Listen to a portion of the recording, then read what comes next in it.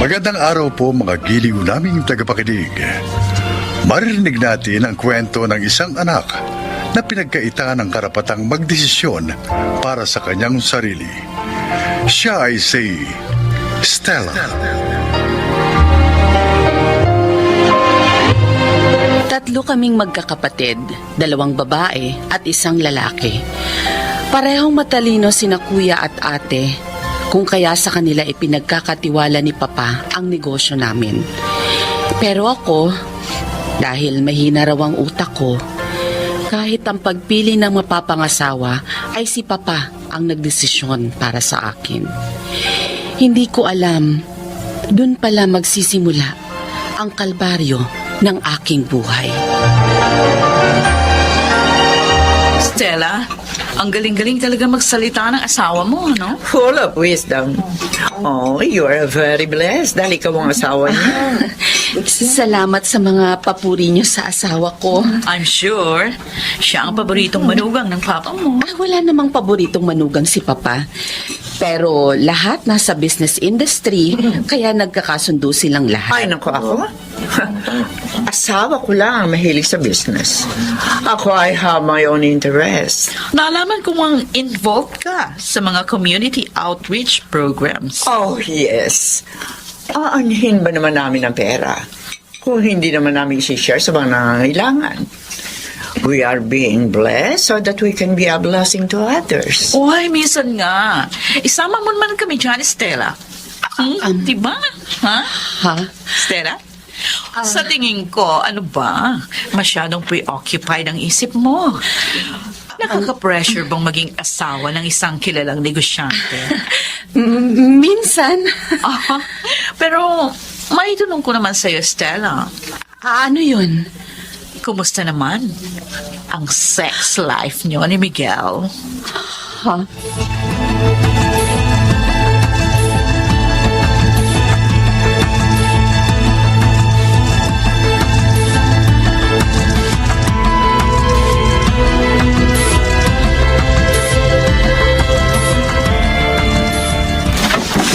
Ano ba? Ang sabi ko, gawin mo ito eh. Miguel naman. Hindi ako gaya ng mga pinapanood mo. Hindi ko kayang gawin yan. Sabi ko, gawin mo. Sige. Hindi ko nga kaya. Ano ka ba? Kung ano-ano na lang pinapagawa mo sa akin tuwing magtatalik tayo. Kung gusto mong gawin yan, maghanap ka ng babae makakagawa niyan dahil ayokong gawin yan. Talagang ginagalit mo ako. Halika. Ito ba sabi ko? Kapag gusto ko, gawin mo. Sige!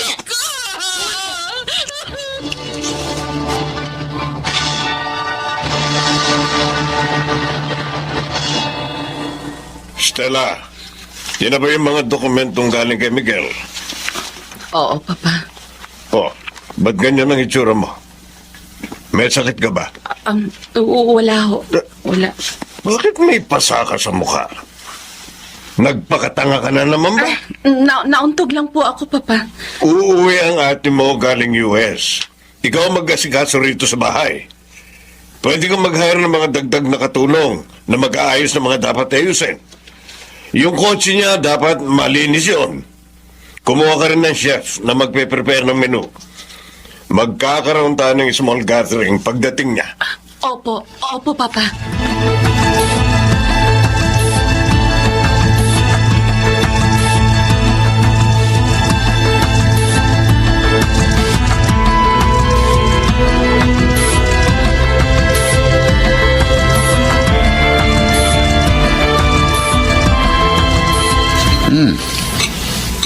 Ang sarap yata ng luto mo ngayon, ha?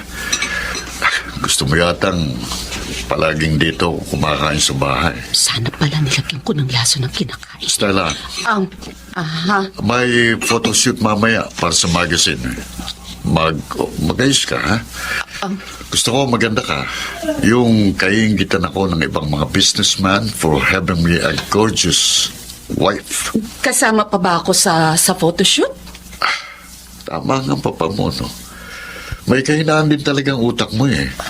Sasabihan ba kita na mag-ayos ka kung hindi ka kasama? Sinisiguro ko lang. Isa pa, i-feature sa magazine ang buhay ng pamilya natin. So, make sure na magandang sasabihin mo during the interview. Yung dati lang naman sinasabi mo kapag may nagtatanong sa'yo, that I am a loving husband and father to our children. At kahit busy ako sa negosyo, hindi ako nawawala ng oras sa inyo.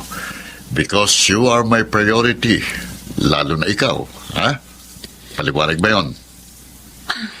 Stella, Oo.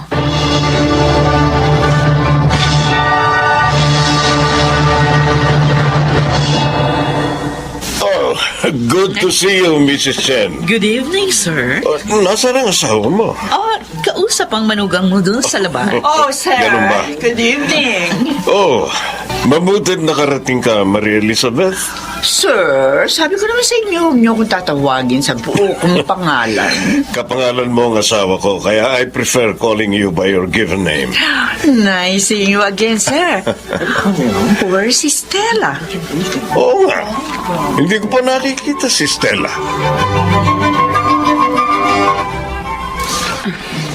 Tatalian ko na lang siguro ng ribbon tong sa may kaliwa kong braso. Kunwari, fashion. Kaysa naman makita nilang malaking pasa. Stella, Oh my gosh! Ay, Oh. kuya! kanina ka pa hinahanap ni Papa Ha? at ni Esmeralda. Ay, oo. Bababa na ako. Teka, ano yan? Ha? Ay, Pasaya na. Wala to, kuya. Wala. Ang laki ha. Hindi, si Oh. King may kagagawan yan. Naglalaro nung nakaraan at si kuya niya. Nahampas ako ng laruan. Stella, kung kaya mong magsinungaling sa iba, sa akin hindi. Alam ko kung ano nangyari dyan. Kuya, Hanggang ngayon pala sinasaktan ka pa rin ni Miguel. Bakit hindi ka na lang makipaghiwalay sa kanya? nung college ka, gusto mo mag-shift ng course dahil hindi mo naman talaga gusto ang business course, di ba? Gawa mo bang gusto mo? Hindi, di ba? Stella, Wala tayong karapatang gawin ang gusto nating gawin. Hanggang bahagi tayo ng pamilyang to, kuya. Lalo na ako. Ako na walang alam, mahina ang utak, walang talento. At wala man lang napatunayan kay Papa. Siguro kung narito pa si Mama, maaari niya akong ipaglaban. Pero wala na siya. Kaya magtitiis na lang ako hanggang kaya ko.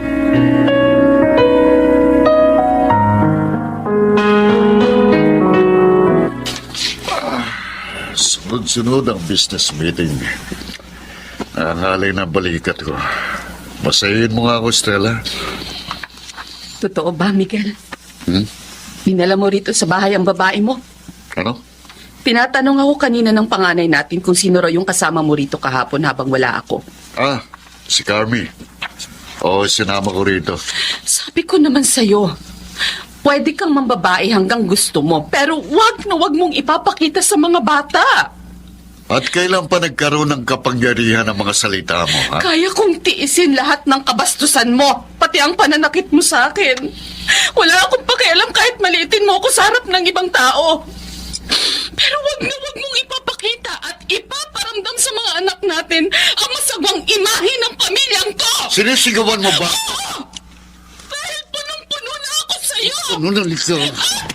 Walang iya ka? Tigil mo ako! Ang lakas ng loob mo, ha? Bakit? Kaya mo na ba? Kaya mo ng sarili mo? Kaya mo? Iwan mo ako! Alik. Iwan mo ako! Ang lakas ng loob mo, ha? Ha? Bakit? Kaya mo na ba sarili mo? Bitiwan mo sabi ako! Yung base, babasagin ko! Malapag ka. Kukunin ko Stella. yung basag na base! Talagang pinag-iinit mo lalo ang ulo ko. Sige! Subukan mong identay pang muli ang mga kamay mo sa akin! Sasaksakin ko ang leg ko ng basag na base na to! Sige! Stella! Tingnan ko lang kung ano mangyayari sa negosyo mo kapag nabalitang namatay ang asawa mo sa loob mismo ng kwartong to! Sige! Stella, bitawan mo yan! Hindi man kita mapapatay pero isasama ko sa hukay ang magandang imaheng pilit mong pinapakita sa harap ng ibang tao! Ipapakita ko sa kanilang hindi ka anghel,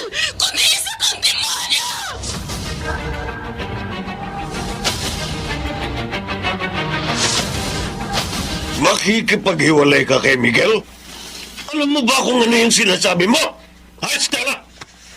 Sa ayaw at sa gusto nyo, magpa-file ako ng annulment. Gaga! Sawang-sawa na ako sa buhay na to, Papa! Aba, Wala nang ipakasal niyo ako kay Miguel. Para niyo na rin akong itinapon sa impyerno! tumigil ka! Mula noon, palagi ninyong sinasabi na wala akong kayang gawin kundi ang sumunod sa inyo dahil mahina ako. Hindi ako kagaya ni na ate at kuya. Mula noon, pinaniwala ako ang klase ng pagkataong kayo ang gumawa para sa akin. Pero may hangganan ng lahat. Hindi ako mahina. Hindi ako mangmang. At kahit pa itakulin niyo ako bilang isang anak, kahit pa hindi ako magmana ng kahit alikabok mula sa sahig ng bahay na ito, hindi na magbabagong desisyon ko. Stella, Mula ngayon, ako na ang magdedesisyon para sa sarili ko.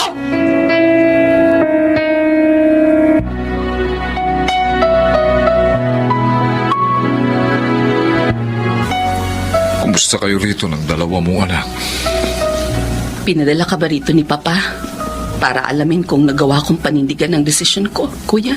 Stella, Pues, sabihin mo sa kanyang hindi ko pa naranasan ng ganitong ginhawa mula nang ipinanganak ako. Ngayon lang. hindi ako pumunta rito dahil inutusan ako ni Papa. Hindi. Pumunta ako rito para alamin ang kalagayan mo. At para sabihin sa'yo na masaya ako sa naging desisyon mo. Masaya ako na nagawa mo ang ganitong desisyon na maging ako o si Esmeralda ay hindi kayang gawin. Sa ating tatlo, hindi ikaw ang mahina. Ikaw ang pinakamatapang. Kuya, Ngayon, Stella, kapatid ko, gawin mo ang lahat ng gusto mong gawin para sa sarili mo at sa mga anak mo. Gawin mo ang mga bagay na hindi mo nagawa noon dahil nakabilanggo sa takot ang iyong sarili. salamat. Salamat, Kuya. Oo. Mula ngayon, aayusin ko na ang buhay ko. Ipapakita ko kay Papa at kay Miguel na hindi na nila kahit kailan magagawang kontrolin ang buhay ko.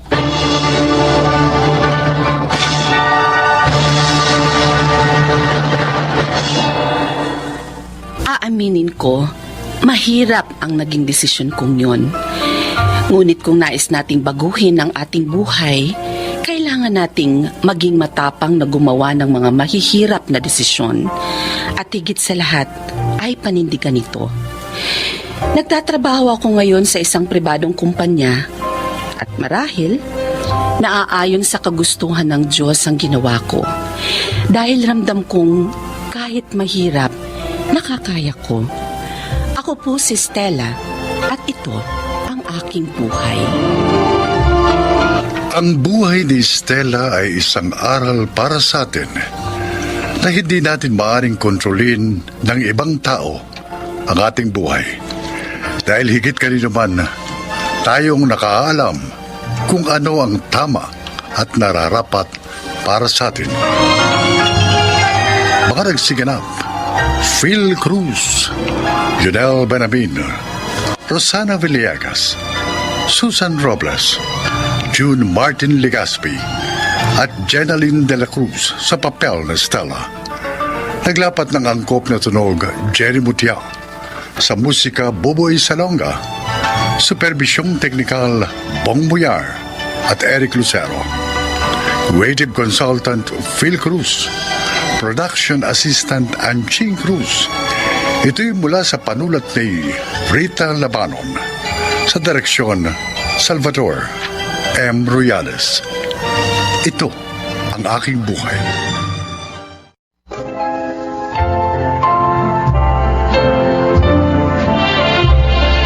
Mga kaibigan, Sa araw na ito, inyong maririnig ang kwento ng isang mabait na doktor na inukol ang buong propesyon sa tapat na pagbibigay serbisyo sa kanyang mga kalugar.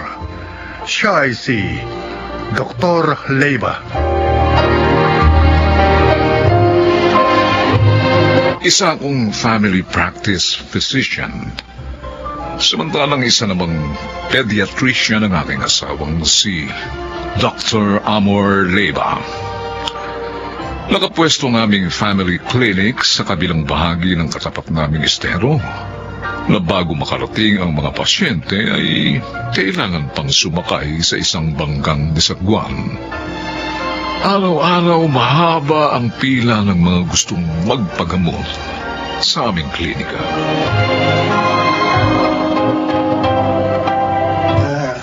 Neng, ay magpapalista ako para magpagamot kay Dr. Leyva. May record na po kayo dito, Lolo? Oo. Sige po. Pakisulat po ninyo dito sa papel ang buong pangalan ninyo at address para mahanap ko po sa files ng mga pasyente ni Doc.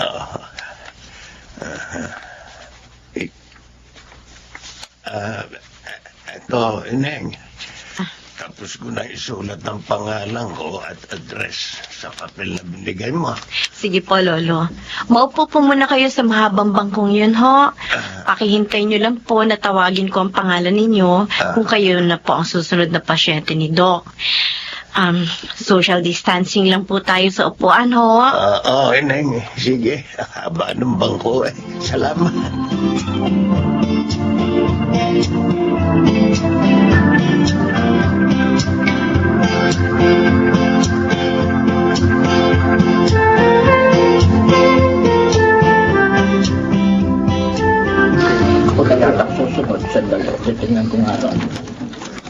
Doc, Oh, Mari. 30 kataon na pong mga pasyente natin na nakapila sa labas. Magka-cut off na po ba tayo? Oo. Kailangan kasi ko sa ospital mamaya hapon ha. Diretso ako roon pagkatapos kong manggamot dito sa klinik. Sige po, Doc. Bisuhan ko na lang ang mga pasyente bagong dating para sa schedule natin bukas ulit ng umaga. Yung health protocols ipatupad pa rin. Nasa paligid pa rin ang panganib ng Opo, virus. Doc. Mahigpit po ang pagbabantay ko sa may gate ng clinic. Good. May malaking bote po ng alcohol na nakalagay ron para sa hand sanitation ng mga pasyente. Ay maglagay ka na rin ng libreng face mask doon para sa mga pasyenteng nakalilibot magdala. Opo, Doc. Maglalagay po ako. Okay.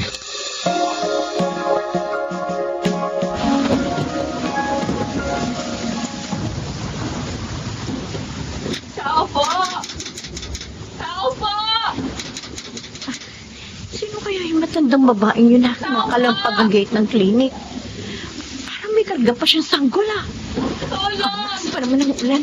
Teka, ang mabuti pa, gigisingin ko si Manny para matingnan niya kung ano ang may tutulong sa matandang babaeng nasa gate.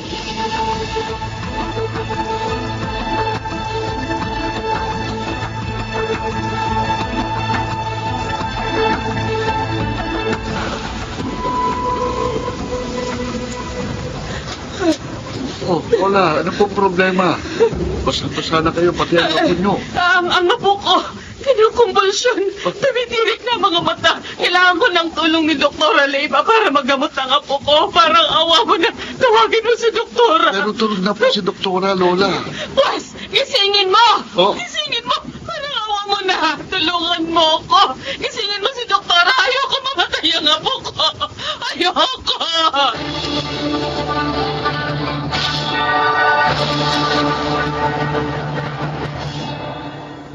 Lola, ayon sa mga resulta ng mga pagsusuri sa apo ninyo, may acute bronchitis siya. Kaya siya nilalagnat na mataas. Saan po ba nakukuha ang ganyang sakit, Doktora? Ay kadalasan po sanhi ito ng virus na tulad ng sipon at trangkaso. Lumalabas din po kasi na mahina ang kanyang immune system. Pero wag na po kayo mag-alala dahil nabigyan ko na siya ng mga gamot na panlaban sa kanyang sakit. Kapag hindi na po siya nilagnat mamaya, pwede niyo na po siyang iuwi. Tatapatin ko na po kayo, Doktora. Wala po talaga akong perang ipambabayad sa serbisyo nyo. Pati po sa mga gamot na ipinalunas nyo sa apo ko. Ako lang po kasing mag-isa ang bumubuhay sa apo ko. Umaasa lang po kami sa pagtitinda ko ng kung ano-ano sa bangketa. Nasaan na po ang mga magulang ng bata? Aba sa edad niyong yan, mahihirapan na kayo mag-alaga sa kanya. Namatay po ang kanyang ina habang siya isinisilang. Ang kanya naman pong ama, na-hit and run sa highway. Isang madaling araw habang nangangalakal. Oy, ang lungkot naman po pala ng istorya ng buhay ng batang niya. Ay, huwag niyo nang alalahanin ng pambayad sa serbisyo ko. Pati yung sa mga gamot na binigay ko sa apo ninyo. Basta ang mahalaga, bumuti na po ang lagay niya. Payapa na siya nakatulog. Talaga po, Doktora? Oo. Hindi niyo na po ako sisingilin sa mga naging gastos ng apo ko rito sa klinik. Lola, may mga gamot po talaga kami nakareserba para sa mga pasyenteng nangangailangan. At saka, kung meron po kayong pangangailangan, kahit hindi sa gamot, pumunta lang po kayo rito sa klinik. Huwag kayong mahiyang magsabi. Ay, hindi ko po alam kung anong sasabihin ko. Sa sobrang pasasalamat ko sa inyo, Doktora. Napakabuti po ninyo. Pagpalain po kayo ng Diyos.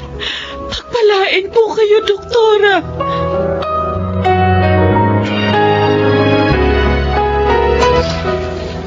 Lolo, dito po. Akin na po ang mga reseta nyo. Mary, Dok, mo lang singilin si Lolo, no? Yung mga inireseta kong gamot sa kanya, bigyan mo na lang siya, ha? Kumpletuhin mo, ha? Para maging kumpleto rin ang mga araw ng paggagamot niya. sige po, Dok.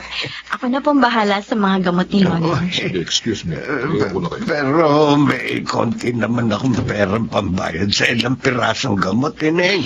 Hayaan niyo na po, Lolo. Nakaugalian na po kasi ni Doc na hindi na pinagbabayad ng pasyente kapag follow-up check-up na lang po. Napakabait talaga ni Dr. Leiva. Kaya alam mo ba, Ineng, Ho, kasama siya lagi sa mga dasal ko. Hiling ko sa Diyos na sana bigyan pa siya ng malusog at mahabang buhay para mas marami pa siyang mga taong matulungan. Lalo na yung talagang mga nangangailangan. malingap po talaga mag-asawang doktor, Lolo. Yun po kasi ang advokasya nila. Ang pagkalinga sa kapwa.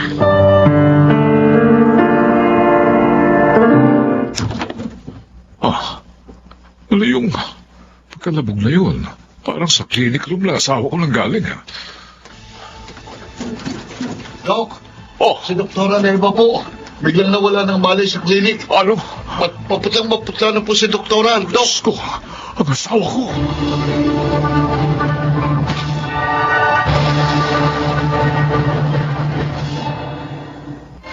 Ayon sa medical data ni Dr. Leiva na ilabas ng ospital, may existing chronic condition siya ng chronic obstructive pulmonary disease. Bilang resulta ng COVID-19, acute respiratory distress ang kanyang ikilamatay. Itong mga nakaraan po kasi, Doc. Talagang ang dami nating naging pasyente rito sa klinik. Pero lahat ng pag-iingat, ginawa naman natin. Hindi ba, Manny? Para sa kaligtasan nating lahat, kailangan nating magpa-swab test. Wala tayong option kundi ang isara muna ang klinik hanggat hinihintay natin ang ating mga resulta. Sama na rin doon ang pagluluksa natin sa pagkamatay ni Doktora.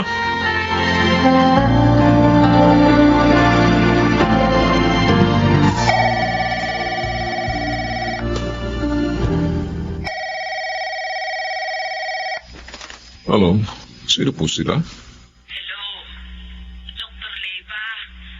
Kayo na po ba itong kausap ko? ako nga po, ano pong may paglilingkod ko sa inyo? Malaki po kasing kasalanan ko sa inyo, Dok. Ano?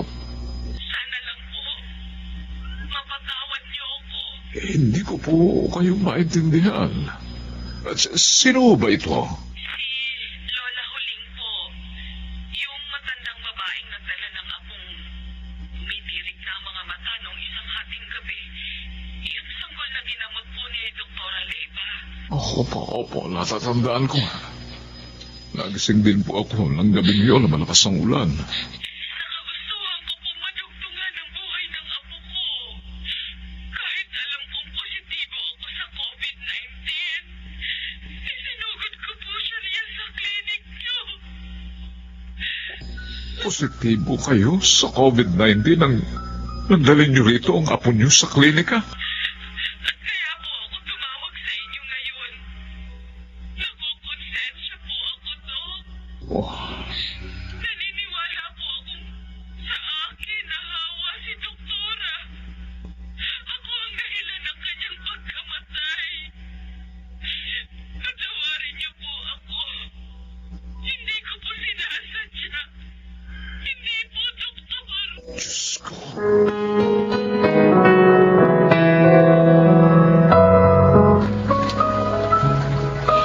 Alam mo bang natuwa ang mga taga-estero nang makitang binubuksan na natin ulit ang klinik, Manny? Oo nga. Hindi ko nga mailarawan yung pag-asang nakita ko sa kanilang mga mukha. Parang yung pag-asa rin na naramdaman natin nang magnegatibo tayong lahat ni ng doktor sa swab test. Hindi natin maaaring ipagkait sa mga taga rito ang kanilang pangangailangan medikal.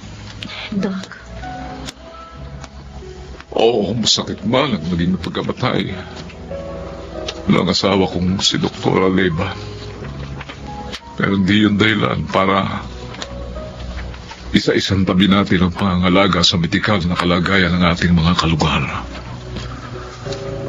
Wala rin dapat sisihin sa pagkamatay ni Doktora.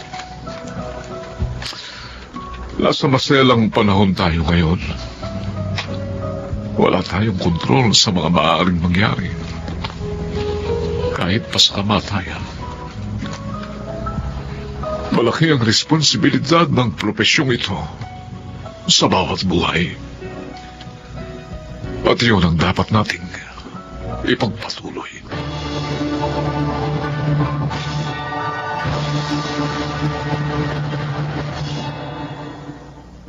Malaking kakulangan sa buhay ko ang hindi ko inaasahang pagkamatay ng aking asawang si Doktora Leyva.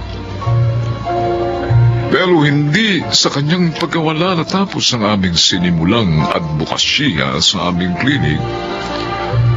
Sa yumao kong asawa, sa kanya ko natutuhan na ang tunay na pagtulong sa kapwa ay walang pinipiling oras, tao o lugar. Higit sa lahat, dapat ay nanggagaling ito sa puso. Ako si Dr. Nelson Leyva at ito ang aking buhay.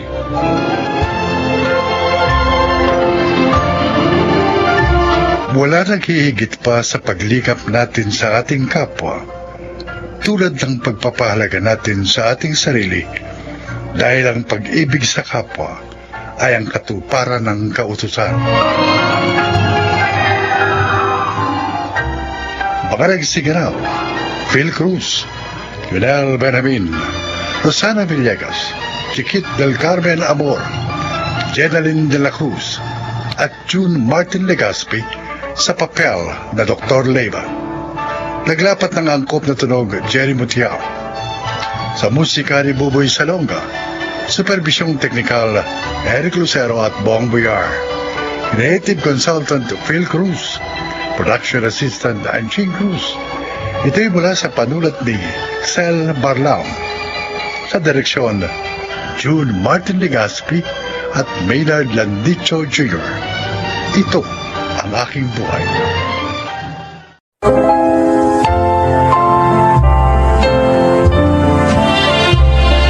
Magandang araw po mga kaibigan. Isa na namang kasaysayan na kapupulutan nyo ng aral sa buhay ang inyong maririnig. Ito ay ang kwento ni Brian.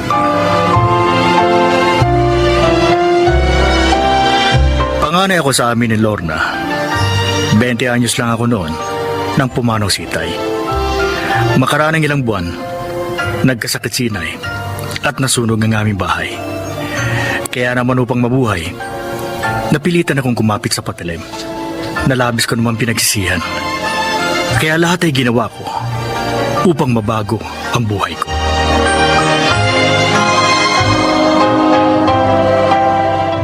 Ay, sa wakas, makakapagpahinga na rin ako.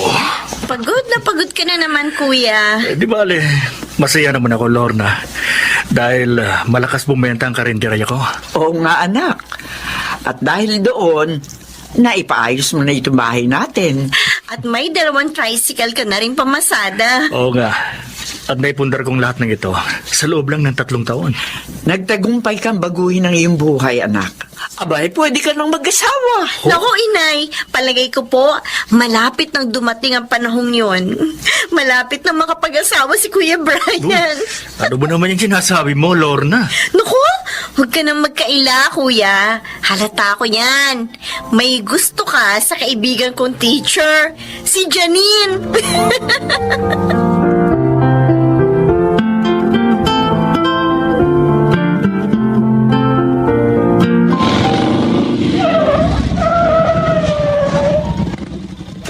Oh, nandito na tayo sa inyo, Janine.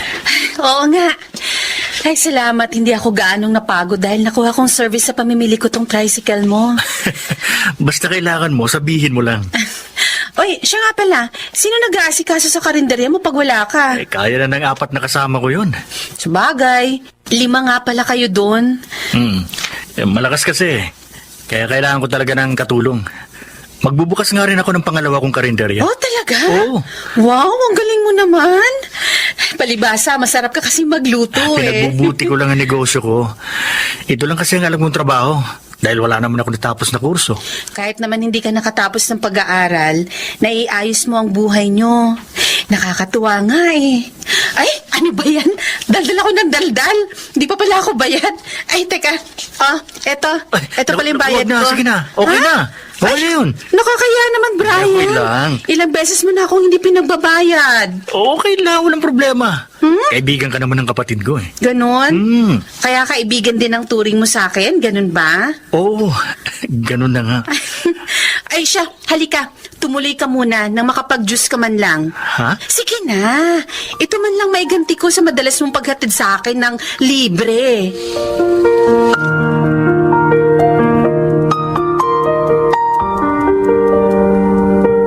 Ano, tapos ka na mag-check ng mga test papers ng mga estudyante mo, Ma'am Lorna? Oo, Ma'am Janine. Kaya nga nagpunta na ako dito sa inyo para makapagkwentuhan sa'yo. Bored ka ba sa inyo? Paano ako lang kasi mag-isa dun ngayon? Nasa sina Brian at Aling Elisa. Ay, ayun, tinulungan ni Inay si Kuya. Ngayon ang opening ng pangalawa niyang karinderya Oh, ang sipag talaga ng kuya mo Maswerte ang mamahalin niya. Totoo. Kaya maswerte ka. Ano? Ikaw talaga? Kung magsalita ka, hindi naman nililigaw sa akin si Brian. Pero mahal ka ni Kuya. Nahihiya lang siya magtapat sa'yo. Nahihiya? Bakit naman? Baka raw kasi hindi mo siya tanggapin kapag nalaman mo ang lahat. Ang alin yun, Lorna? Ang madilim na nakaraan ng kuya ko.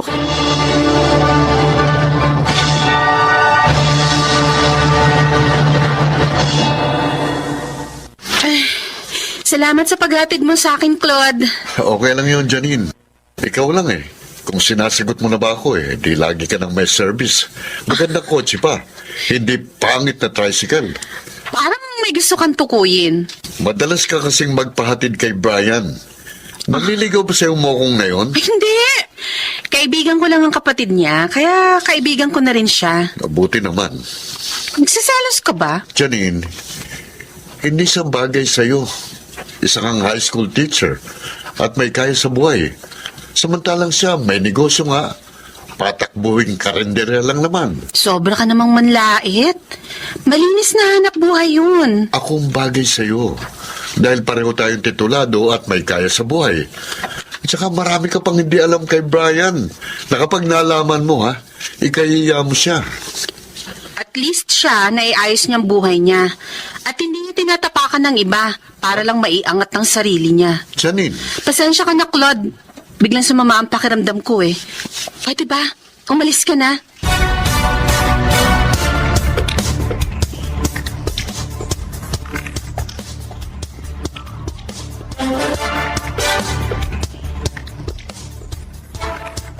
ating gabi na.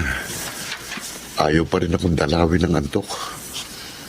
Naiinis pa rin ako sa parang pagtatanggol ni Janine kay Brian. Para bang si Brian pang mas mabuti sa tingin niya kaysa sa akin. Ang mabahong putik na lalaking yun. Tatalunin ba yata ako kay Janine? Hindi. Hindi maaari yun. Hindi ako papayag.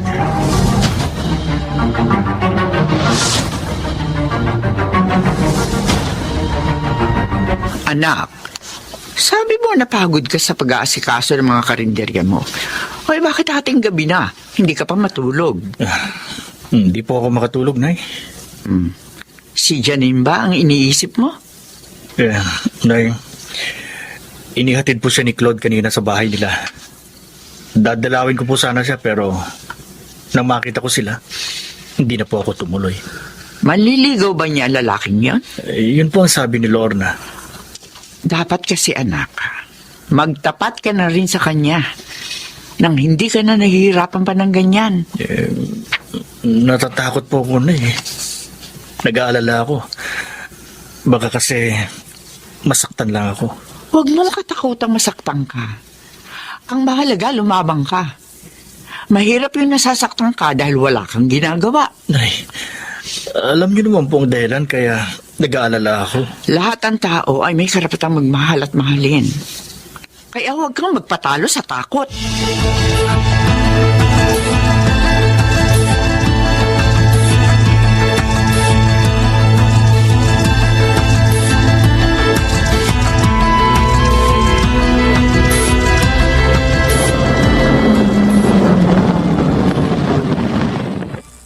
Hi, Janine. Ikaw pala, Claude.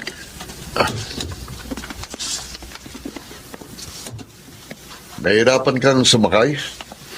Okay lang, may darating ding tricycle. Halika, ihatid na kita. Wag na, wag na. Salamat na lang. Sinong gusto mong maghatid sa'yo? Ang putik na si Brian? Wala siyang ginagawang masama sa'yo. Kaya huwag mo siya kamakin. Talagang pinagtatanggol mo siya? Bakit? Gusto mo siya? Umalis ka na nga dito. Iwan mo ako. Akala mo ba papayag ako na matalo ng lalaking yun? Nagkakamali ka. Halika, halika. Aray ko, bitiwan mong braso ko. Oo, kapag nakasakay ka na sa kotse ko. Hindi ako sasama sa'yo. Ayoko. Bitiwan mo sabi ako eh. Hoy! Huwag mong pakialaman ang girlfriend ko, ha? Huwag ka maniwala sa kanya, Brian. Hindi ko siya nobyo. Hindi ka niya nobyo, Claude. At ayaw niya sumama sa'yo. Igalang mo naman sana ng babae. Huwag ka nga magpaka-gentleman. Hindi bagay sa'yo. Dahil sa kamputik, dating bilanggo. Huwag mo siyang pagsalitaan ng ganyan, Claude. Nagsasabi lang ako ng totoo. Dating bilanggo ang taong yan. Nakulong. Dahil sa pagpa-perform ng malaswa sa isang gay bar. At nagbebenta rin siya ng laman sa mga bakla niyang parokyano. Oh, Claude, alam ko yun. Dahil kapitbahay nilang pinsan ko sa dati nilang tinirhan. Isa siyang lalaking hostess. Kaya huwag mo nang aksayahin pang panahon mo sa lalaking yan, Janine. Halika, halika na. Hindi. Ayoko sumama sa'yo, Brad. Halika. sabing bitiwan. Halika. Walang iya ka. Brian! Sinuntok mo ako, ha? Teka, ito naman ang ganti ko sa'yo.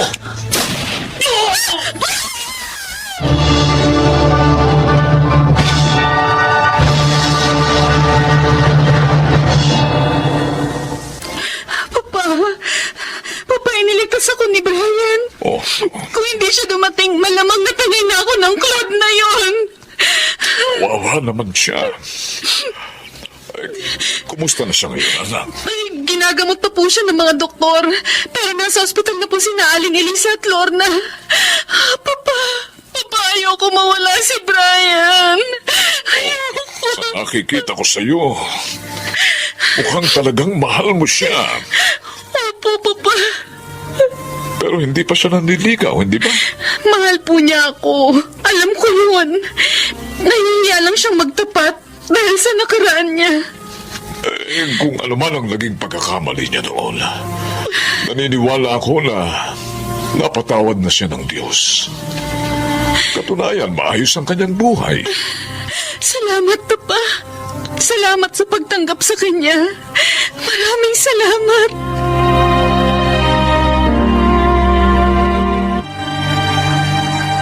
Janine, salamat. Dinalo mo ko. Pinuntahan kita.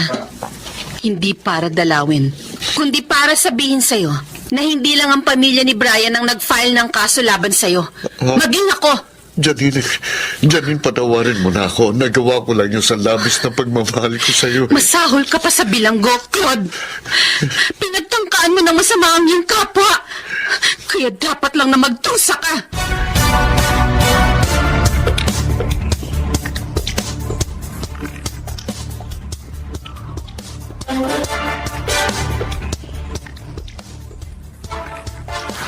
Anak, masakit pa ba ang sugat mo? Hindi na po gaano, Nay. Masaya kami at ligtas ka na, Kuya. Si Claude, pilit niyang isinasama si Janine. Nakakulong na ang walang hiyang lalaking yon. At si Janine naman, natuwa rin nang sabihin namin nagkamalay ka na. Pupunta raw sila dito ni Mang Nestor mamaya. Alam mo, Kuya, tingin ko, lalo ka napalapit kay Janine dahil sa pagliligtas mo sa kanya. Kaya, Kuya, magtapat ka na sa kanya.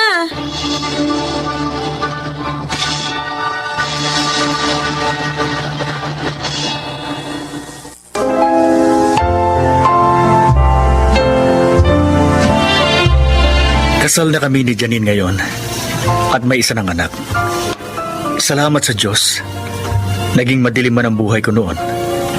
Tinulungan pa rin niya akong maiayos ang lahat. Ako po si Brian at ito ang aking buhay. Hindi lahat ng nahuhulog sa putikan ay tunay na marumi. Kaya sana, huwag natin silang hatulan dahil may bahagi pa rin sila sa lipunang ating ginagalawan. Mga nagsiganap: Susan Robles, Chiquit del Carmen Amor, Jenaline de la Cruz, June Martin Legaspi, Phil Cruz at Maynard Landicho Jr. sa papel na Brian.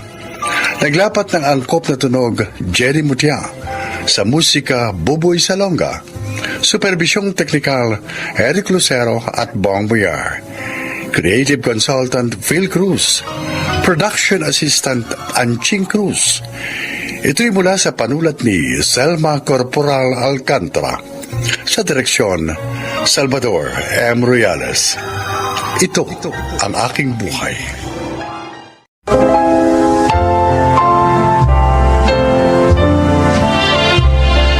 Magandang araw po sa inyong lahat.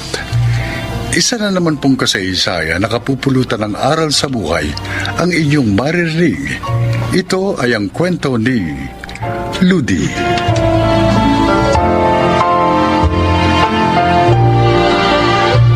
Maaga akong umibig at nabigo. Kaya upang makalimot, iniwan ko ang aming bayan. Nakipagsapalaran ako sa ibang lugar. Lahat ay ginawa ko upang guminhawa. At nangyari naman yun, at hindi ko namalayan ang paglipas ng mga taon.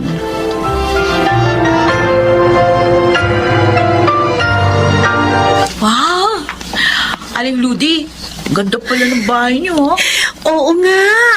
Ngayon lang tayo nakapasok dito, Vina. Oh, Paano? Laging sa labas lang kayo nakikipagkwentuhan sa akin. salamat nga po pala sa pag-imbita sa amin dito. Nagpa-deliver kasi ako ng pagkain. Ay, malungkot naman kumain mag-isa. Kaya naisip ko, nayayain kayo. Ay, naku. Wow, makakakain pala tayo ng masarap, Vina. Oo nga, Eva. O bakit? Hindi ba masarap ang pagkain niyo sa inyo? Ako po talagang hindi. Kasi maliit lang kinikita ko sa pagtitindi. Kaya pinagkakasya ko yon sa mga gastusin ko. Uli lang lubos na po kasi ako eh. Ako naman lolo ko na lang yung inaasahan ko. Maliit din po yung kita niya sa pagpipedicab. Kaya madalas, hindi masasarap yung pagkain namin. Ang lolo mo lang ang sumusuporta sa'yo? Opo, kaya nga hindi ako makapagkuleyo eh. Asan ang parents mo? Sabi po ng lolo ko, niloko daw yung nanay ko nung nakabuntis sa kanya. Yun naman nanay ko na wala kwenta. Ayun, iniwan ako dun sa lolo ko. Ay, ang lungkot pala ng mga buhay niyo. Nga po. Buti pa, huwag na natin pag-usapan yan, ha? Tara na, kumain na tayo. Kaya magugustuhan niyo yung mga kakainin natin.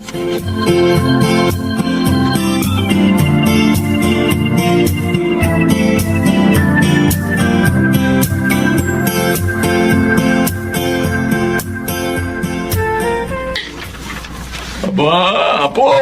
Lo, Oh, kaganda naman yung damit at bag na gamit mo oo nga po eh. Hindi nga ako makapaniwala na meron akong ganitong kagandang gamit ngayon. Saan ba galing yan Eh, Mukhang pangmayaman bigay po to sa akin nung bago namin kaibigan ni Eva. Ah?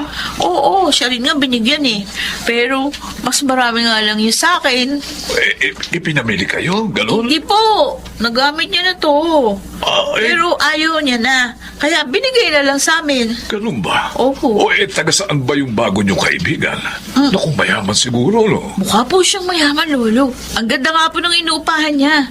Medyo malayo po dito yung bahay niya eh. Pero, kaya naman namin lakarin ni Eva. Ganun ba? Opo. Paano niyo naman nakilala? Hindi naman natin kalugar. Ganito po yun. Kasi naghahanap siya ng bahay. Napagtanungan kami. Kaya, tinulungan namin.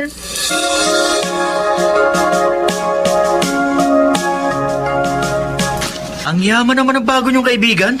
Nabigyan kayo ng mamahaling mga gamit. Oo nga, Ricky. At maganda rin siya. Talaga? Oo. Alam mo, pag nasa bahay kami ni Aling Ludi, laging masasarap ang kinakain namin. Ludi pa ng pangalan niya. Anong ginagawa niya rito? Nagbabakasyon daw siya. Napagod kasi sa trabaho niya sa Maynila. Alam mo, sabi nga niya sa amin, kung gusto na namin magtrabaho, kasi kaya niya kaming ipasok sa Maynila. Sa Maynila? Ay, hindi. Dito rin sa probinsya. Yun naman, sinabi ko na nga Maynila eh. Nagulat lang naman ako. Ito naman Alam mo, para naman nakakatakot yun. Bakit naman? Kasi malayo ang Maynila dito. Wala kang kamag-anak doon. At balita rin na maraming napapahamak doon. Alam mo, kung lahat ng tao ganyan nang iisipin, wala lang aasenso. Dapat pala hindi nila ako sumamang mamasyal sa'yo dito sa park. Huwag kang mainis, Eva. Nagmamarasakit lang naman ako eh. Alam mo namang mahal kita. Alam mo yun, di ba?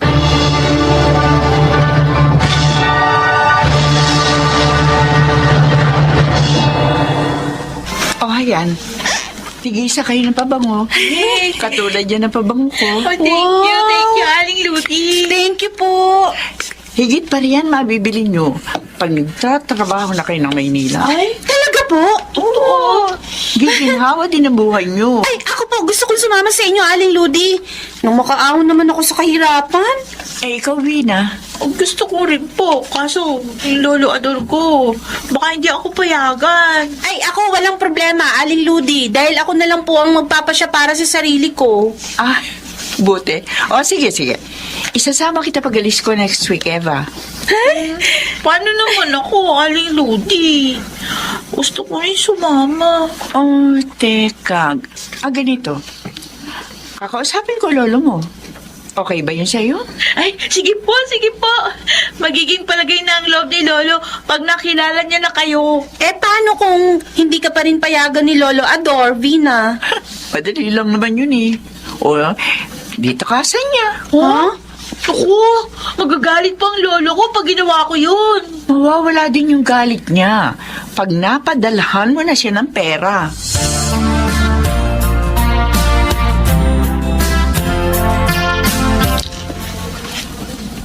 Boss Lover, napatawag po kayo? Gusto ko lang makibalita sa lakad mo dyan, Lodi. Boss, kahit kailan naman hindi pa ako napahiya sa'yo, di ba? Ibig sabihin, may matatala ka. Talagang meron. Mga sariwa at magaganda. Magaling. Magaling. Maasahan ka talaga. Kailan mo sila dadalhin dito? Next week, Boss Lambert. Hintayin mo na lang ang tawag ko, okay?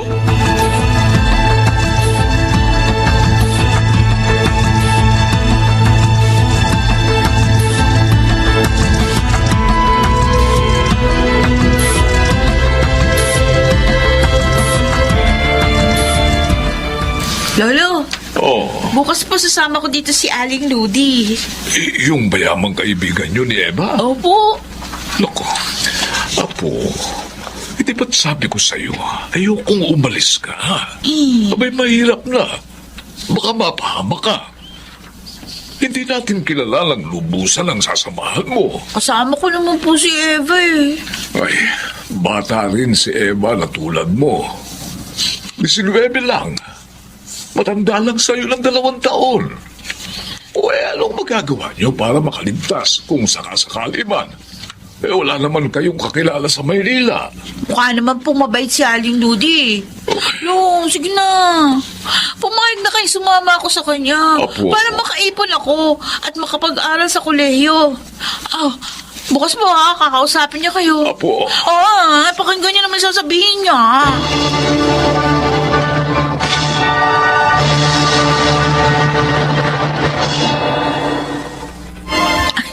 Aling Ludi, pasensya na ako kayo sa bahay namin, ha? Ikaw, ayos lang yung Bina. Asan ang lolo mo? Ay, parating na po yun. Kaninang umaga pa siya nagpadyak, eh. Ina. Ay, ayan na. Narito na po kami ni Aling Ludi, Lolo.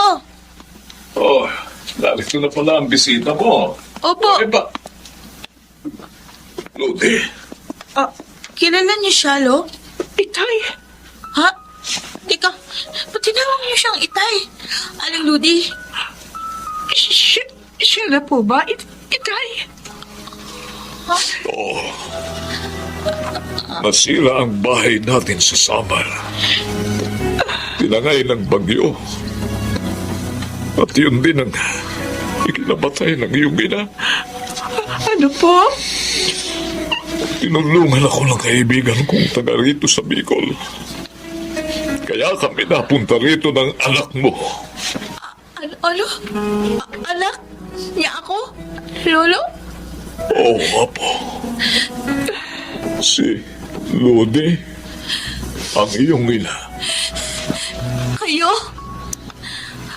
Kayo ang walang kwenta kong ina na nang-iwan sa akin kina Lola at Lolo? Hindi ko alam na mangyayari ito. Patawarin mo sana ako, anak. Patawarin mo. Hindi!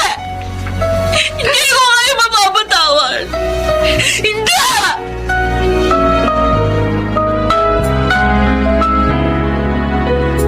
Ang sama talaga ng loob ko, Eva. Sana nga hindi na lang kami nagkita. Huwag ka nang umiyak. Buti nga nagkita kayo. Hindi lahat ng tao nagkakaroon ng chance na makita pa ang magulang nila. Nasasaktan pa rin ako. Sa tuwing maaalala ko, niniwan niya ako ng maraming taon. At least ngayon, makakapag-aral ka na ng hindi nagtatrabaho. Dahil nandiyan si Aling Ludi para pag-aralin ka. Yun nga lang, dapat magbagong buhay siya. Dahil di ba sabi mo, pinagtapat niya sa inyo na pagbubugaw sa mga teenager na babaeng trabaho niya? Oo.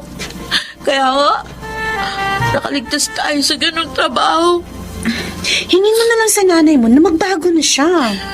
Magiging masaya na kayo, matutulungan mo pa siya, at magkakaroon ka pa ng magandang kinabukasan.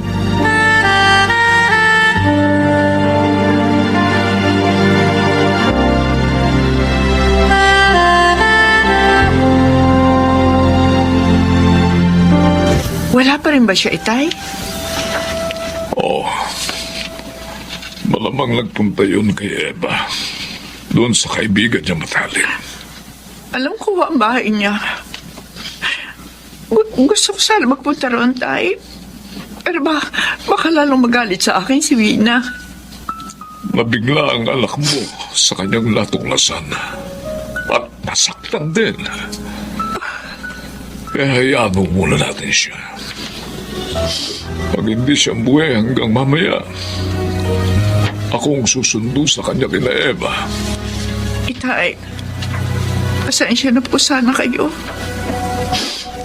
At patawad po. Ang laki na pagkakasala ko sa inyo ni Inay. Pumanaw siya nang hindi man lang ako nakakahingi ng tawad. Tapos na yun, anak. Marahil, niloob ng Diyos na magkita-kita tayong muli upang mamulat ka sa iyong mga pagkakamali at punan mo ang iyong pagkukulang sa iyong alam.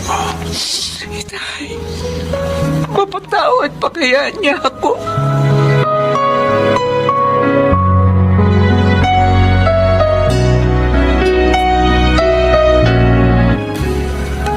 Bakit nandito pa rin kayo?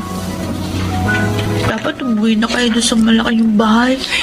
Wina, anak, alam ko napakalaki ng pagkakasala ko sa iyo. Pero sana, bigyan mo naman ako ng pagkakataong maituwid ang aking mga pagkakamali. Samahan niyo. Tinalikuran yung responsibilidad niyo sa akin. Hindi ko naman kasalanan na isilang ako dito sa mundo. Tapos nakuha niyo pang pagbugaw ng kabataang babae. Para lang kayo magkapera. Inaamin ko ang lahat ng pagkakamali ko, anak. At siguro nga, ito na ang panahon upang tahakin ko na ang tamang landas. Sana, tulad ni Itay, samahan mo rin ako sa landas na iyon.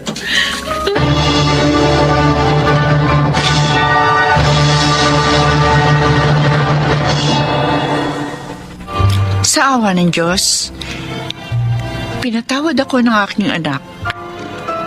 At ang pangyayaring iyon ang naging daan upang ako ay magbagong buhay.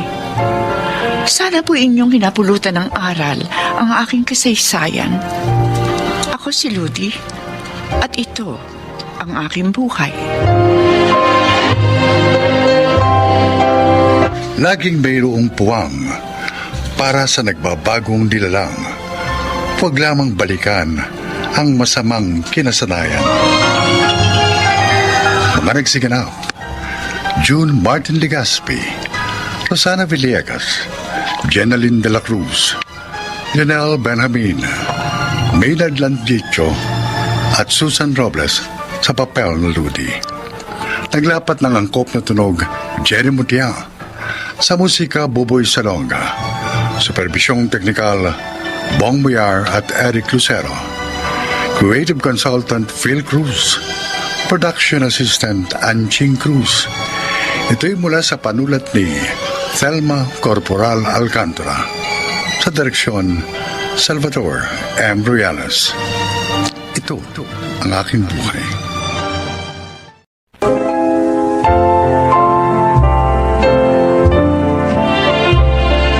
Magandang araw po sa inyo, mga kaibigan. Mapapakinggan natin ang testimonya ng isang binatang binsan ay binansagang salot ng lipunan. Siya ay si Goyong. Lumaki ako sa pamilyang isang kahig, isang tuka. Dahil may katamaran din. Sa halip na magtapos sa pag-aaral, mas ginusto ko pang tumambay na lang. Ngunit nainip ako sa buhay tambay, kaya naghanap ako ng mapagkakaabalahan. Kaya naman kung hindi nagsusugal o nagsasabong, madalas akong nakikitang nakikipag-inuman o kaya naman nakikipagrambulan. Akala ko habang buhay na akong ganon. Ngunit may plot twist na naganap. Goyong, pwede ka na lumabas. Tapos ng reglementary period. Mamaya na, Sarento. Dito na ako manananghalian sa presinto. Mukhang masarap ang ulam niyo. Pambihira. Ginagawa mo na yata ang hotel itong selda rito sa Station 3. Sisihin mo yung mga kabarangay namin. Hindi nagsasawang ireklamo ako, di pahuli siya. Tapos hindi naman tinutuloy ang pagsasampa ng kaso. Sila pa pala ang may kasalanan eh. Ikaw itong mahilig maghamon ng suntukan tuwing nalalasing. Itong pinakahuli, binato mo pa ang bahay ng mismong kapitan ninyo. Alam mo kasi, Sarento, naiinis ako doon sa kapitan namin na yun eh. Ang tamad. Hindi man lang may paayos yung basketball court namin na nasira ng bagyo eh. Wala tuloy kaming mapaglibangan kapag walang sabong. Ilang taong ka na ba, Goyong? 30. 30 anyos ka na. Oo. Tapos hanggang ngayon, libangan lang ang inaabot ng isip mo. Uy, ano naman ang aasahan mo sa kagaya kung hindi nakapagtapos, Sarento? Hindi ba sumasideline ka dati kay Mang Dado? Nagdadrive ka dati ng jeep, hindi ba? Nakakapagod na magtrabaho, Sarento eh. Kung ganon, pareho pala kayo nung kapitan nyo. Tamad!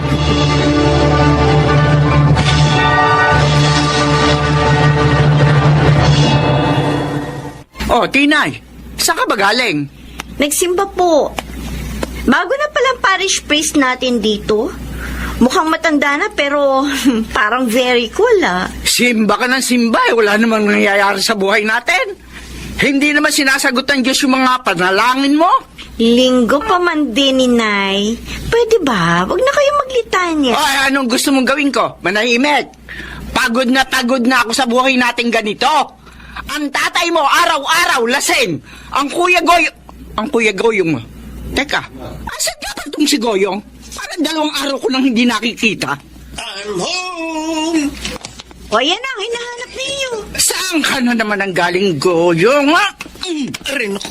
Ano ba? Ba't kayo nangahampas? Saan ka nang galing? Saan pa? Eh di sa presinto. Tarantado mo Hindi yan. na naman yan nagpapalipas ng magdamag eh. Charan! O ayan, may take out pa ako.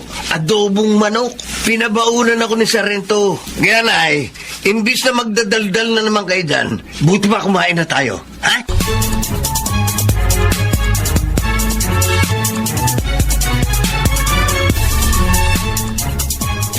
Ay, Panginoon.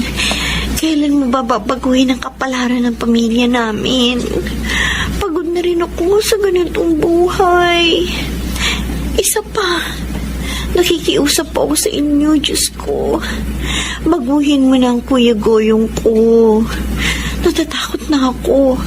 Baka isang araw, hindi na siya sa presinto mapunta, kundi sa...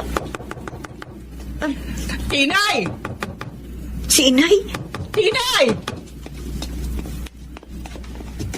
Oh, Nay, bakit po? Ang Kuya Goyong mo! Ang Kuya Goyong mo! Bakit? Ano po nangyari kay Kuya Goyong?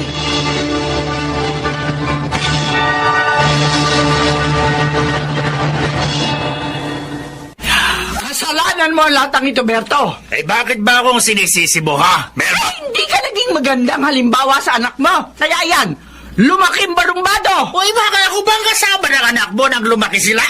Ha? Ikaw nag-aalaga sa mga bata noon pa. Dahil nagtatrabaho ako. Tapos ngayon, ibabalik mo sa akin ang sisi. Sa iyo natutunan ni Goyong yung iba't ibang bisyo. Uy, tigilan mo na nga ako, Melba. Imbes na bukangaan mo ako. Asikasuhin mo yung anak mong nasa ospital. Kung may maayos ka sanang trabaho, di nakapagtapos sana yan ang pag-aaral niya. Hindi yan, tumatambay lagi, naglalasay, naghahanap ng karambulan. Sige na nga ako na! Ang unang may kasalanan ng lahat ng kamalasang nangyayari sa pamilyang to! Ako na! Ikaw lang ba naman ako nanalo sa'yo? Ikaw naman ang palaging tama!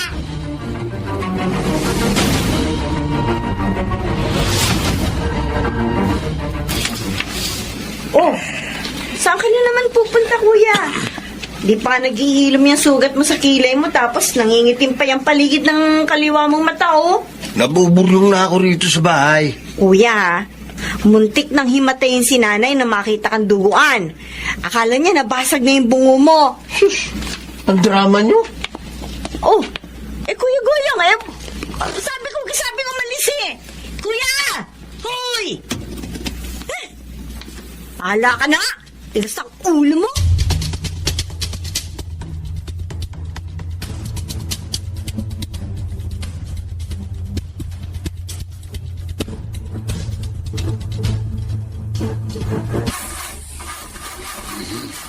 Ano ba naman itong sasakyan na ito?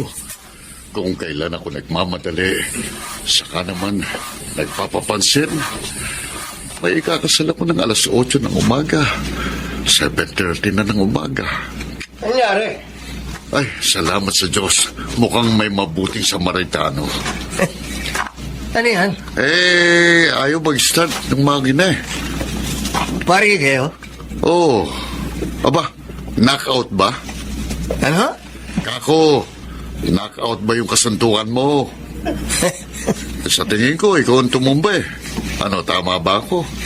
Gusto niyo ba umandar yan sa sasakyan niyo? Joke lang. Sige nga, tingnan mo nga. Baka magawan mo ng paraan. May nahabol pa naman akong kasal. Kakarag-karag na ito sa sasakyan niyo eh. Bumili na kayo ng bagong sasakyan, Father. Maayos ko to ngayon, pero luman-luman na ang kotse niyo eh. Baka pag naayos ko to ngayon, bukas makalawa, sira na naman to. Marunong ka bang mag-drive? Bakit?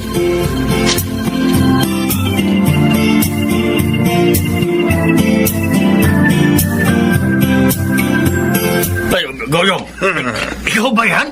Wow! Ayos ang forma mo, kuya. Ayos ba? Uniforme ba ba yan? O, tay. Ipinatahi ako ni Father Bon. Para raw kapag isinama niya ako, hindi ako nahihirapang maghanap ng isusuot. Isang buwan ka pa lang kay Father Bon. Pero parang ang dami mo na kaagad na ipinagbago, ah. Nakakainis nga eh. Minsan kasi gusto kong uminom. Kaya lang hindi ako pwedeng basta-basta umalis akong bento. O hindi yung mompo na lang ang inumin mo. Tay! Ay, nako, tay. Bago mo pa naisip, nagawa ko na. Ano? Yung?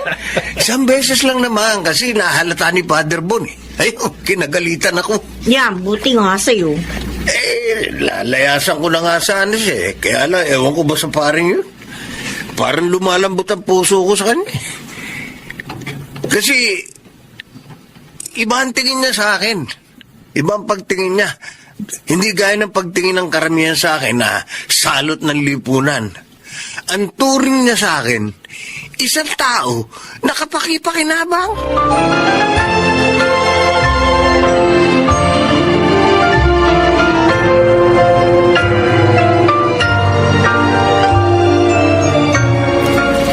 Magandang umaga po, Father. Melba, napasyal ka. Ay, may dala po ako sa inyo. Ba, ano ito?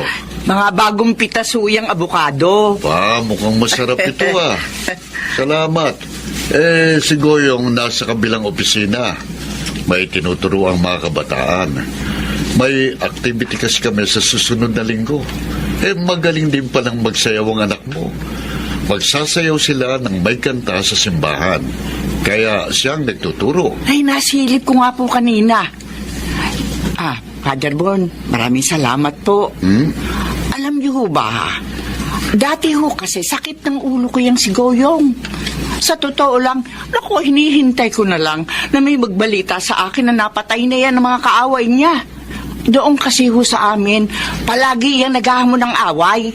Lalo na kapag laseng. Pabalik-balik na ho yan sa istasyon ng pulis. Ang sabi ko, kung hindi siya mapapatay, siya makakapatay. Melba, walang imposible sa Panginoon. Kaya niyang baguhin ang buhay ng isang tao, basta't magtitiwala lang tayo sa Kanya. Father, maraming salamat po sa pagturing sa kanya bilang parang anak niyo na rin. Mabait naman si Goyong. Wala lang kasi siyang nakakasalamuhang mga tao na maaaring gumabay sa kanya. Ang mga kaibigan niya, mga barumbado rin. Kaya nakikisabay na rin siya sa ugali nila. Ngayong nailayo na natin siya sa mga taong gano'n ang ugali, nakikita na natin ang totoong pagkatao ni Goyong.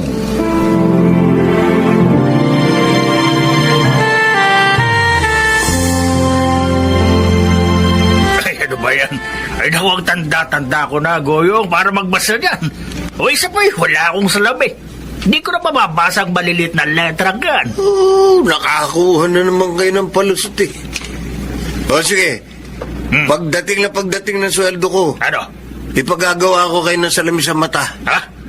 Para lang makapagbasa kayo ng Biblia. Naku, wag na. Gagastos ka pa eh. Huwag ka na kasing kumontra, Tay. Uy, naku, isa ka pa. Tinay, sama mo nga ito si tatay tuwing linggo kapag nagsisimba ka. Ay, oo, kuya. Sige. Tay, Oh, alam ko, corny itong sasabihin ko para sa inyo. ano yun? Pero, alam nyo, masarap pala ang buhay kapag malapit ka sa Diyos. Minsan, akala natin, wala na tayong pag-asa.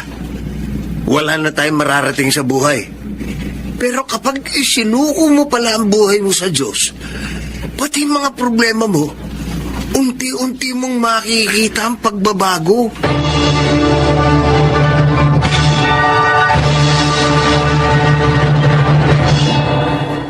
Kapag ikinukumpara ko ang buhay ko ngayon sa buhay ko noong mga nakaraang taon, minsan hindi rin ako makapaniwalang magbabago pa ang kapalaran ko.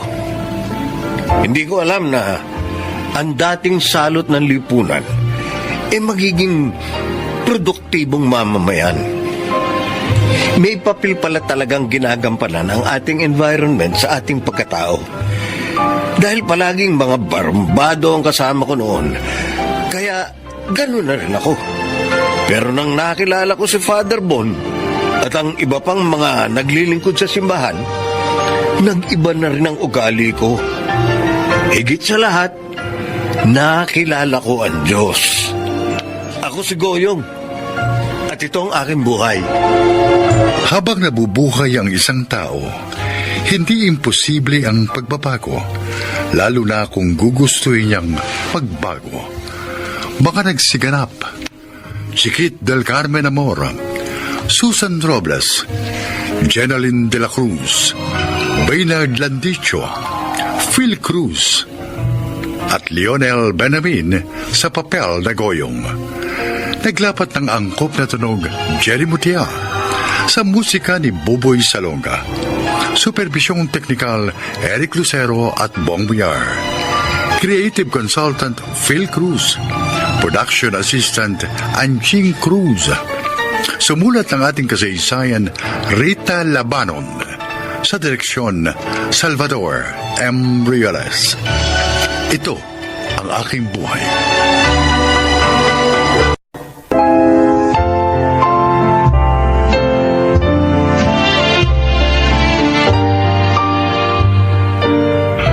Mga kaibigan, sa araw na ito ay maririnig po ninyo ang testimonya ng isang nilalang na nais ibahagi ang kanyang kwento upang kapulutan ng aral. Siya po ay si Cora.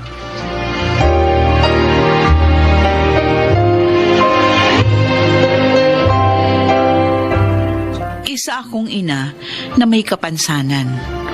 Nasunog ang aking balat sa isang aksidente. Kaya simula noon, nahirapan na akong buhayin ang aking mga anak. Nakatira kami sa ilalim ng tulay at umaasa sa mga tira-tirang pagkain para mabuhay.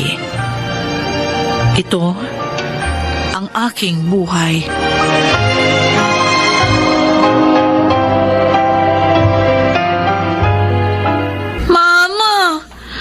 Kanina pa po tayo naghihintay dito. Gutom na ako. Angel, konting tiis na lang ha. Mamaya, may lalabas siya sa kainan para magtapon ng basura. Abangan natin yun dahil sigurado mga pagkain ng laman nun. Mama! Ayun o! May lumabas na po at may dalang plastic na itim. Tinapon po niya sa basurahan o. Tara mga anak, puntahan na natin. Tara na. Ma! Nakuha ko na po yung plastic na itim. Akin na ito eh. Bubuksan ko. Titingnan ko kung ano-ano yung mga laman. Ito po. Ay, mga anak, may pagkain na tayo. Mukhang masasarap. Pwede na po ba akong kumain? Ay naku Angel, hindi pa. Pipiliin ko muna kung ano yung mga pwede pang kainin dito. Tapos lulutuin ko ulit para mamatay yung mga mikrobyo. O tara mga anak, umuwi na tayo sa ating barong-barong para makakain na tayong tatlo.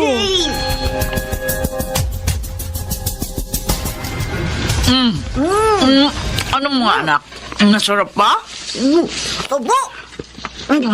Lalo na po yung mga balat ng fried chicken. Sarap. Ako naman po. Gusto ko yung lumpia Shanghai. Kahit na tira-tira, masarap naman. Niluto at sinarapan kong mabuti yan para ligtas kainin. O sige na, kain lang kayo ng kain. Sarap. Wow. Ma, bakit po kayo natigilan sa pagkain? Hindi mo ba masarap yung pating nakuha nyo? Pasensya na kayo mga anak kung hindi ko kayo napapakain ng maayos. Alam ko delikado itong kinakain natin pero wala akong maisip na ipakain sa inyo. Ang hirap kasi ng buhay. Wala akong mapasukang trabaho kasi tingnan niyo naman ang itsura ko. Hirap akong kumilos dahil sa balat ko. Mama, di naman po namin kayo sinisisi kung ganito ang naging buhay natin. Ang importante lang naman po, magkakasama tayo. At may nakakain pa rin tayo kahit papano. Pero huwag kayong mag-alala.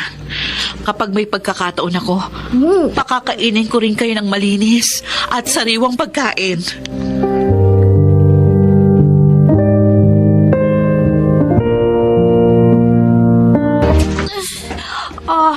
Ang sakit ng tiyan ko. Ano ba ito? Mukhang sa kinain ko ito kanina.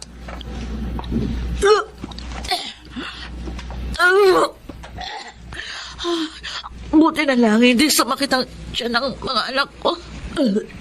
Mama, bakit gising pa po kayo? Masakit po bang tiyan nyo? Oo, anak. Siguro dahil doon sa kinain ko kanina. Pero kaya ko to. Idudumi ko lang to tapos mabilis yung mawawala ang sakit ng tiyan ko. Sigurado po kayo? Sige na, anak. Matulog ka na. Opo, ma. Diyos ko. Patawarin niyo ko kung hindi ko kayang buhay ng maayos si Namitoy at Angel. Hindi baling ako na lang ang sumakit ang tiyan dahil sa mga kinakain naming pagpag. Basta wag lang sila. Hindi ko kakayanin kapag may nangyaring masama sa aking mga anak. Ma, nagugutom na po si Angel.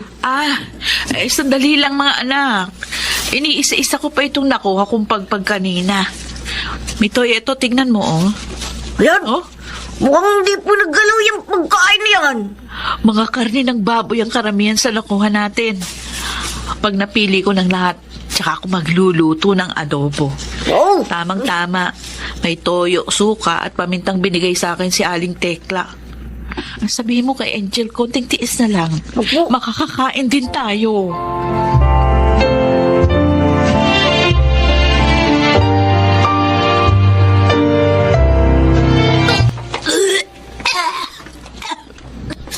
Angel? Oh, Diyos ko! Ano nangyayari sa'yo? ang sakit po ng tiyan ko, Mama.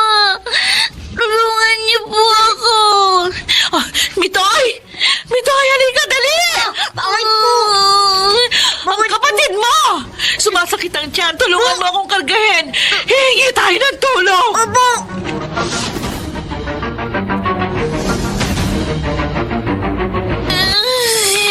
Mama, hindi ko na po kaya. Ay, tulong! Tulong, pakiusap, tulungan yung anak ko. Mawawa kayo sa amin. Hindi na kaya ng anak ko yung pamimilipit ng tiyan niya. Tulungan niyo kami, nakikiusap ako. Iligtas yung anak ko. Anong nangyari sa anak mo? Na-food poison ba siya? Hindi ko po alam. Kumain lang po kami ng pagpag na adobo. Ayan, sumakit na po ang tiyan niya. Kailangan madali siya agad sa ospital. Ikaw, bata, tawagin mo yung tricycle na naroon. Sabihin mo pumunta dito. Opo. Iililigtas natin ang anak mo, Ale. Tatagan mo ang loob mo.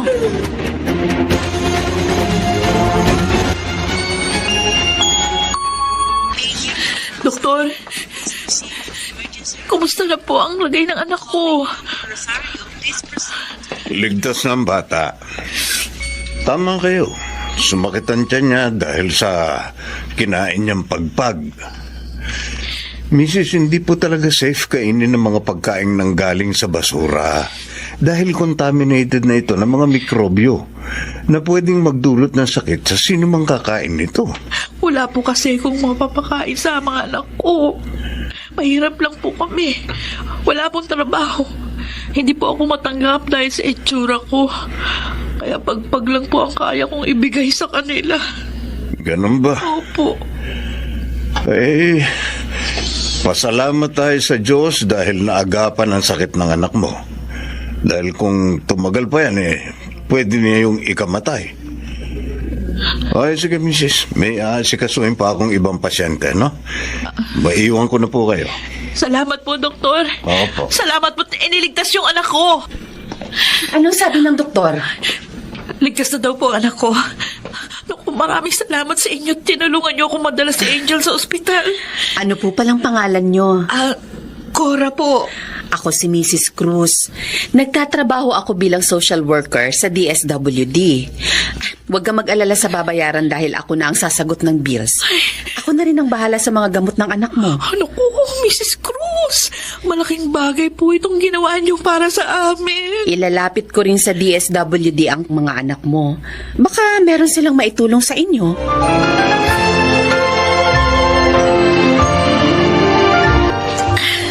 Angel, narito na ulit tayo sa bahay natin. Yay! Ang saya-saya! Nakakamiss po itong bahay natin. Alam mo, Angel, masaya kami ni Mama na magaling ka na. Ay, Mrs. Cruz, tuloy po kayo sa munting tahanan namin. Salamat. Pagpasensyahan nyo na po yung bahay namin. Maliit lang po. At saka medyo yumayanig. Kasi marami pong sasakyan yung dumadaan sa itaas ng tulay. Ilang taon na ba kayong nakatira dito? Maraming taon na rin po. Simula nung mamatay yung asawa ko, nung 1 taong gulang pa lang si Angel. Namatay ba siya sa aksidente kung saan nasira yung mukha mo? Opo. Mabuti na lang. Binuhay pa rin ako ng Diyos. Kasi kung 2 kaming namatay, baka nasa ampunan ng mga anak namin. Mama, gusto ko na pong matulog. Oh, sige, Angel. Amitoy, Bo, samahan mo yung kapatid mo. bo. Nakausap ko na pala yung head namin sa DSWD tungkol sa mga anak mo. Concerned sila masyado kung kaya mo ba silang buhayin na hindi malalagay sa panganib ang kanilang buhay. Alam ko po, mahirap ang buhay namin pero kakayanin ko po. Ang option kasi nila, kunin sa'yo ang mga anak mo kung makita nilang hindi mo sila kayang buhayin. Ay, hindi. Ayoko pong mawalay sa mga anak ko. Sila na lang 2 dahilan kaya patuloy pa rin ako lumalaban. Huwag niyo naman kunin sa akin ang aking mga anak. Pero mas mapapabuti ang buhay nila kung mailalagay silang pareho sa pangangalaga ng DSWD. Patawad po, Mrs. Cruz. Pero hindi po kailanman ibibigay ko ang mga anak ko. Hindi po. O mga anak, eto na ang pagkain nyo. Wow! Instant noodles! Saan niyo po ito nakuha, Mama? Namalimos ako sa tulay. Yung naipong ko, binili ko na lang yan. Hanggat maaari, ayoko na kayong pakainin ng pagpag. Yay! Hindi na pagpag ang kakainin namin! Mitoy, iluto mo na tong noodles para makakain na kayo. Opo, Mama. Tara, Angel. Cora! Si Mrs. Cruz ito! Ay, sandali lang po. Ay, Mrs. Cruz, tuloy po kayo. Ano pong balita? Nakausap ko na ang DSWD tungkol sa mga anak mo. Hindi na sila kukunin sa'yo. Talaga po. Sa halip, tutulungan kanilang mabigyan ng kabuhayan para masuportahan mo mga anak mo. Aba, magandang balita po yan kung ganun. Tutulong din ako sa'yo. Bukod sa ibibigay sa'yo ng aming ahensya, dadagdagan ko ang puhunan mo para makapagsimula kayo ng panibagong buhay. Ang hiling lang namin, sana mapalago mo ng maayos ang ibibigay namin sa'yo para maging maayos na ang buhay ninyo ni na Mitoy at Angel. Huwag po kayong mag-alala. Pinapangako ko sa inyo, palalaguin ko ang anumang ibibigay niyo sa akin. Maraming salamat. Tatanawin naming malaking utang na loob sa inyo ito. Good luck, Cora.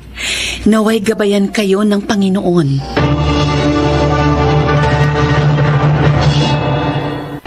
Napapalago ko ng maayos ang puhunang binigay nila sa akin. At sa ngayon, hindi na kami kumakain ng pagpag. Nabigyan din kami ng gobyerno ng pabahay at hindi na rin kami nakatira ngayon sa ilalim ng tulay. Bilang ina, parang nabunutan ako ng tinik sa dibdib nang makita kong umaayos na ang buhay ng aking mga anak. Ako si Cora at ito ang aking buhay. Mga nagsiganap: Rosana Villegas, Chiquit del Carmen Amor, Phil Cruz, Maynard Landicho, Jenaline de la Cruz, at Lionel Benjamin. Naglapat ng angkop na tunog Jerry Mutia sa musika ni Buboy Salonga. Superbisyong teknikal Eric Lucero at Bong Muyar. Mula sa panulat ni Chris Nasenga. Direksyon Salvador M. Royales. Ito ang aking buhay.